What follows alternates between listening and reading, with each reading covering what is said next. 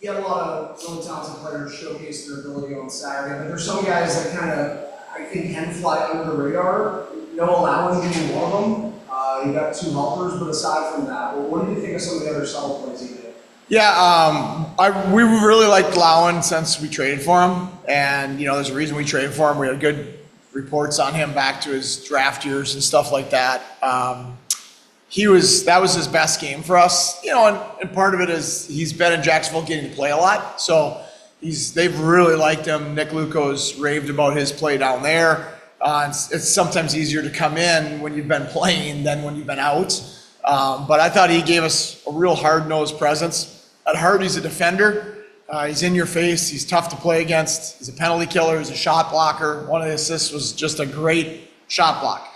Ate a puck on the penalty kill, and it wasn't like sometimes they're pretend blocks, and they happen to hit your shin guards. I mean, he was playing street hockey goalie. Like, the puck wasn't going to get past him. And then that led to Kulik's breakaway. So, he's a young defenseman, and we really like his DNA and his makeup. I think it's been said before, like, sometimes if you don't notice a defenseman on the ice, it can mean because they're doing a lot of things right, because you're not noticing any mistakes. Did he play a style similar to that? Yeah, he was simple with the puck. Trying to get him to play fast, move pucks north, get our forwards out into space, and then just be a miserable son of a gun to play against.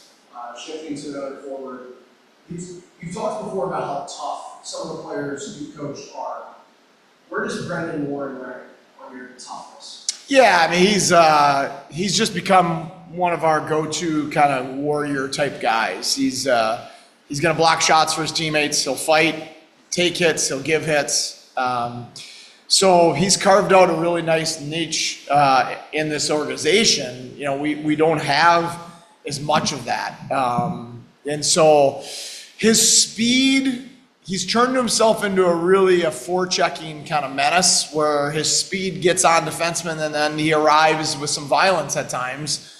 And he's just been a really important player for us over the last couple seasons. He's not a super young guy anymore, like he'll be 27 next month. But, I mean, what has he done over the last few seasons to turn himself into an asset that, whether it's you guys or someone else, I think a lot of the AHL teams would like to have? Well, I think that, that's our goal is we want to make all of our players' careers better, not just our young prospects. And I think we've done a good job of that in the last couple of years of, whether it's Mersch or Yapst or Warren or, a lot of success stories of older guys, not just younger guys. And so it's one thing for me and Michael Pekka and Webby and now Pacer and Vinny. It's one thing for us to ask Brendan Warren to do these things. Like this is going to be your way into being a full-time American leaguer and then maybe more. But he has to do it. He has to be the guy that blocks shots. That's not fun. It's not easy and it hurts. He's got to be the guy that arrives with some violent presence on the forecheck, which then sometimes leads to pushback against him or fighting or whatever it is. So it's very easy for us to nudge him in a direction, but the buy-in and the ownership of that and the willingness and want to do that is all him, and that's a real credit to him. What can a player with his kind of mentality mean to this team in a playoff run? Yeah, we need everybody. Like, we saw that. We've seen it this season, first of all, like with how many guys have played for us, injuries, call-ups, all those things. You saw it the last 2 years. Injuries happen in the playoffs, and we're going to need everybody on this roster to contribute and to play their game in terms of giving us the best chance to win the next night. Doug, so you came back with them on Saturday. Was that originally the plan? Why did you come back with them? I mean, the plan is, Seamus and I map out a plan week to week, sometimes even longer. But, you always talk about it then after. And I would say that we're probably leaning to playing them both anyway, because there's only a 2-game week. Normally it's Wednesday, Friday, Saturday, and 3 and 4 is a little bit more demanding. So we were leaning towards him anyway. And then knowing Devin, he didn't perform to his standards on Friday, and he's going to want to get back in there and do what he did on Saturday. And he was terrific Saturday?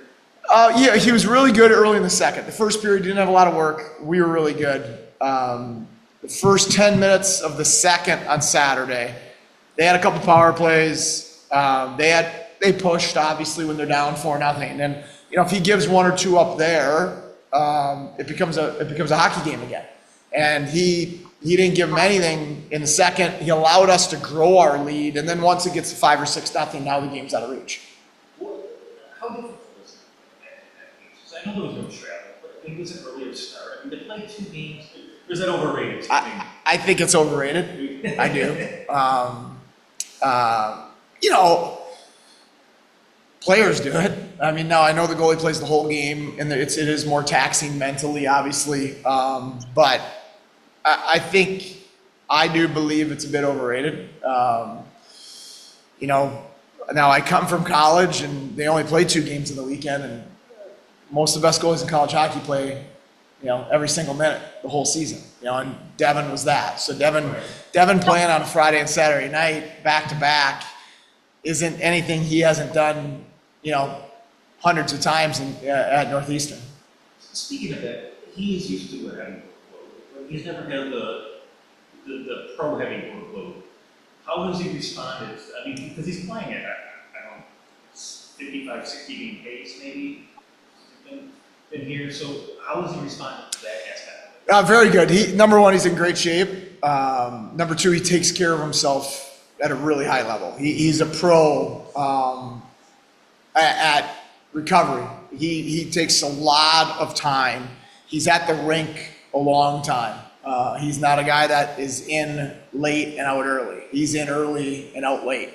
And a lot of it, some of it's preparation and visualization and things like that, but a lot of it's taking care of his body. Stretching, recovery on the table, things that he looks at goaltending as it's a craft. And he takes his craft very seriously. And part of that is how he takes care of his body. How much did it help him to go back up for a little bit and play well before going back to you guys? I'm sure it was a confidence boost for him.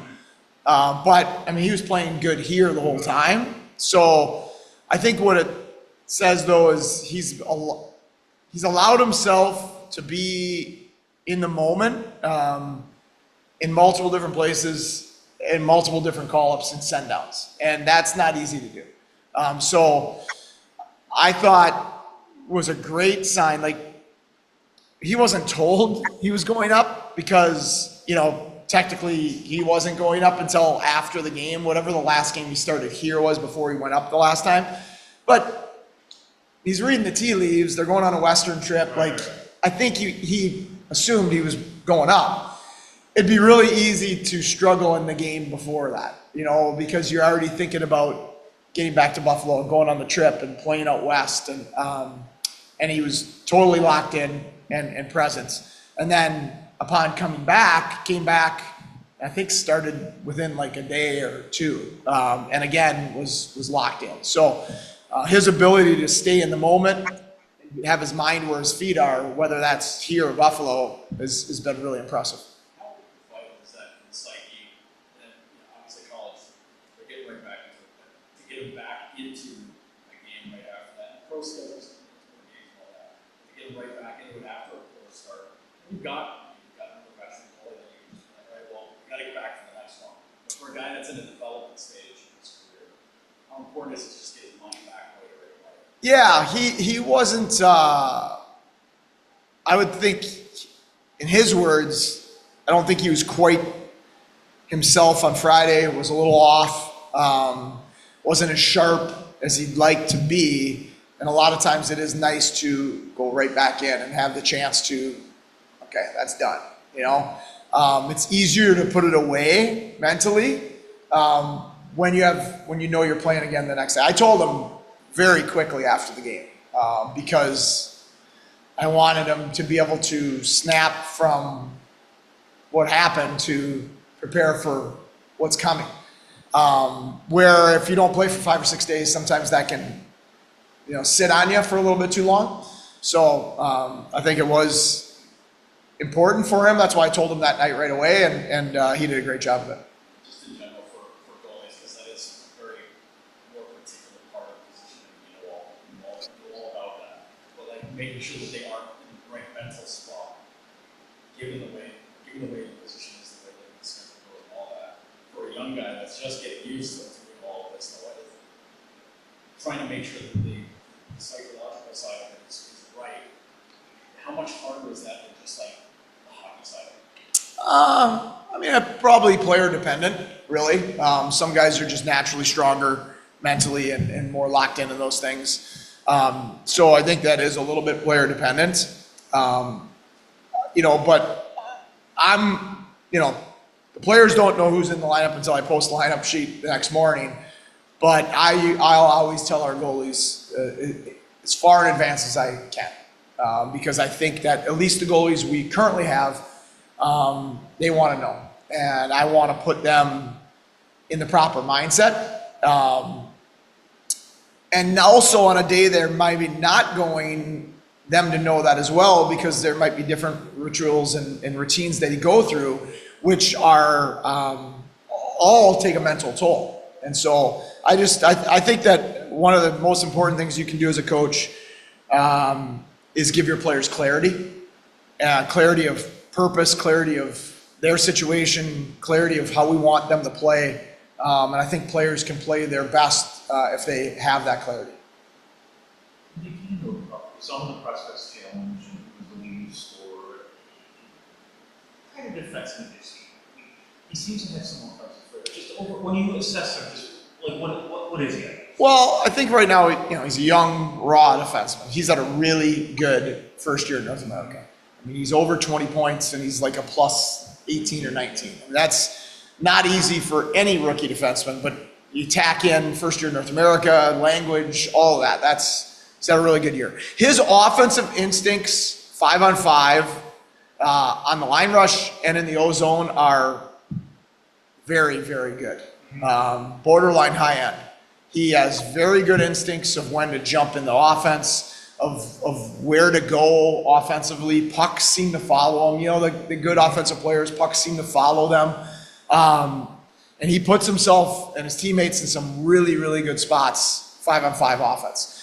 He's not going to be a power play guy in the NHL. So, that's not even a worry. Those jobs are locked up in Buffalo for the next decade or so. So I think he's a real good offensive complementary player, 5-on-5. And he's going to be able to add some offense there. But at heart, he's going to need to be a defender. He's big, he's strong, he's competitive. But his body is still young. As strong and big as he is, his body is still young. So his skating, his defensive skating, his conditioning, his fitness, all of those things just still need to grow a lot to get him ready to eventually try to be a National Hockey Leaguer. What kind of growth have you seen in the past 6-7 months? He's had a great year. He's had great growth. Nathan Pache has done a really good job with him. But like I said, the more growth needed on the physical side, on the skating side, there's still a lot of work to do, and that's normal for a 20-year-old or 21-year-old defenseman. And he's had a great first year. But like I said, there's big summers ahead and weight room time and power skating work, and there's a lot of work to do still. What about, again, another Russian, learning the language? Just what have you learned about him, the person, his personality? Oh, he's great. Novi's awesome. He's fun. He's got a fun personality. He's happy. He's jovial at the rink. He enjoys being here. He enjoys his teammates. And he's great to deal with. But the beauty of Novi is he's got the confidence of a high-end player. He's got a strong belief in himself, and that's a good thing. How have you liked how Walker has fit in this situation? He's been Coming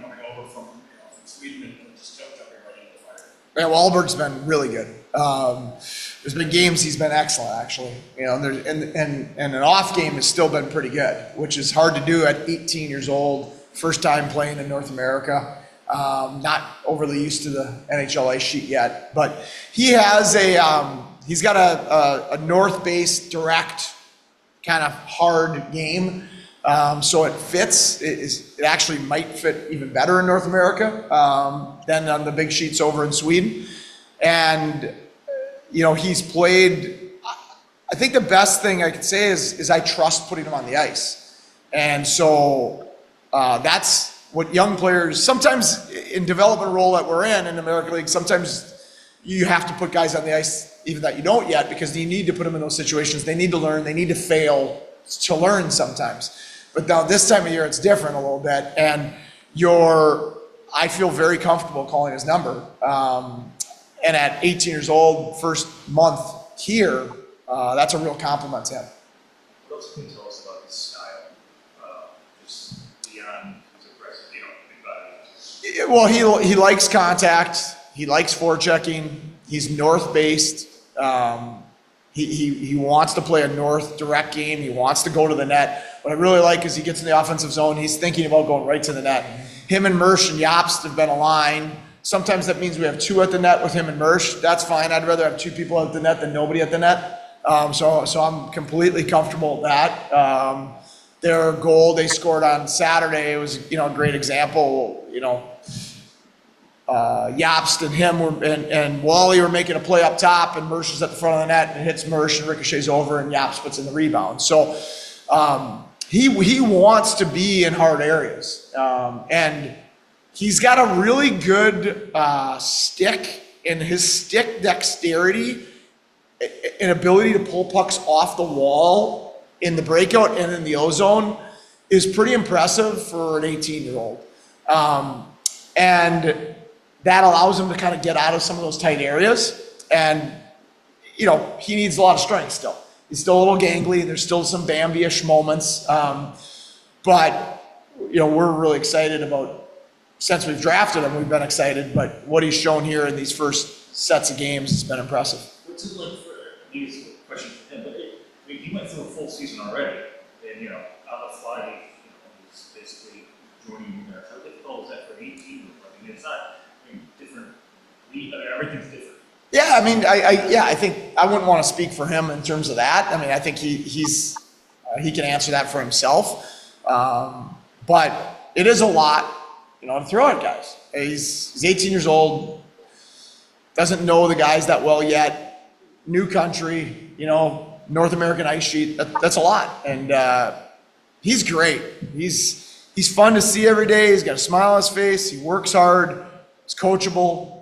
Me and Vinny sit down and watch video with him. He's dialed in. He has feedback. He's an intelligent player to talk to in terms of his understanding of hockey. What's it like to have a guy that at that age just coming from a different league and just be almost like an automatic fit right away? Yeah, it's nice, and especially considering who we have out of our lineup right now. When you have, Jost is gone, so he's a stronger, older guy. Murray's out with an injury. Kozak's out with an injury. Those are some of our bigger, heavier players. And so it's a real luxury to get a guy like him and not feel like, you just have to play him because he's a prospect. No, we want to play him because he's helping us win. Working with Michael and Mason, just put them too much, or reading too much into it? Yeah, no, you're not reading too much into it. Yes, Mason and Merschy are probably our most predictable players, and I think that predictability is a nice thing when you're new and you don't totally know all the systems or how we play. They're two of our most vocal players, so they talk the most on the ice. They talk the most on the bench. And so that's comforting to a young 18-year-old when you might be uncertain about certain things. And it's amazing what somebody's voice can do to you to settle you or to let you know you have time or to bring you into the fight with them because you're connecting when you use your voice that way. So when Murray got hurt, we did switch for the first half. I wanted to see how we'd look with Cooley and Rosie, because Murray had been with them. And about halfway through that Providence game, I put him back with Jobst and Mersch. And so they've just, at the end of the day, Jobst and Mersch want to play the way he wants to play. And so stylistically, and then from a leadership standpoint, it seemed to make the most sense. Just having that kind of mindset will that help going out, as he develops and as he aims towards getting to the NHL at some point, not just being able to be a straight line guy, which seem to love to have guys that do that. Well, you need straight line guys to win. You can't have a bunch of, you can't have 10, 12 east-west lateral skill guys in your lineup and win at any level, and certainly not the National Hockey League. And so, what is everybody looking for in the NHL in their middle six? It's big, strong, powerful, north-based wingers. That's what everybody's looking for. Tampa Bay gave up 7 draft picks for a guy like that. You know what I mean? But that shows you, and they've won twice, so it shows you how valuable big, fast, powerful wingers are in the NHL, especially in your middle six. Lastly, so Rebecca, he's played with 50 games as established himself as well. He's progressed the way over the past 3 months. I mean, when he was down here, was he at times kind of a difficult development? What stands out to you about like what he overcame when he was here? Because he was injured. There were times he just wasn't playing well. What sticks out to you about what he kind of overcame this time? Well, I think that I'm just a huge believer that adversity and failure fuel your growth, and he's had it in spades since he had that big year in the OHL and World Juniors, and then you're talking about the surgeries, other injuries, at times struggle, times when he played great here, then the injury would happen or a call up would happen, and so he's had everything thrown at him, and then starting to maybe turn the corner, and then Devin Levi shows up, and then that's another piece of adversity, and 3 goalies, just all of it, but he's at a spot that our organization and has always felt that he could get to, which is to become an elite #1 goalie in the NHL. I am not surprised at all by what Upi is doing. That young man has got great character. He's got a high work ethic. He's a great teammate. And all of the adversity and failures that he's went through, he's used to fuel his drive and his growth, not to feel sorry for himself. And those are great traits. And I could see early on that he had those things inside of him. He's a real competitor. And the guys love playing for him. So I'm thrilled for him with what he's done. But again, I'm not surprised at all.